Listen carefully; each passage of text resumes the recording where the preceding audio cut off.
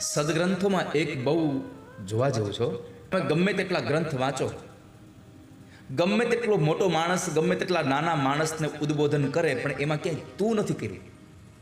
હા, હું ગ્રંથ વાંચું મને પહેલાં ગમે આ એનું સંબોધન. રામાયણમાં વશિષ્ઠ મહારાજ રામને સંબોધન કરે તો કહે રામ તમે. ભાગવતમાં નંદ બાબા સંબોધન કરે કે લાલા તમે, કૃષ્ણ તમે.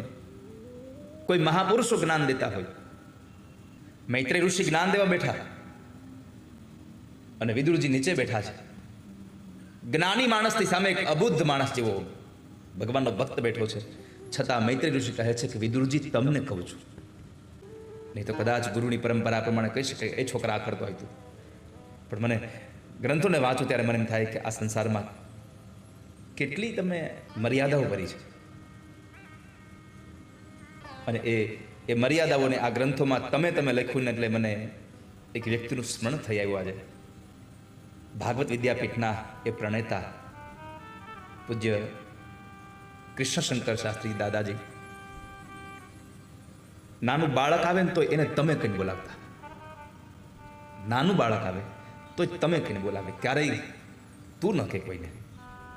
આ સંસારમાં તમારે જે જોઈએ છે એ આપતા શીખો એટલે તમને આપોઆપ મળતું થઈ જાય. જે જોઈએ છે એ આપતા શીખી જાઓ. માન જોઈએ છે, સામેવાળાને માન આપતા થઈ જાઓ, તમને આપોઆપ માન મળવા મળશે. અપમાન જોઈએ છે, અપમાન કરતા શીખી જાઓ, સામે અપમાન મળતું થઈ જાય આપોઆપ. જેવું આપશો એવું મળશે.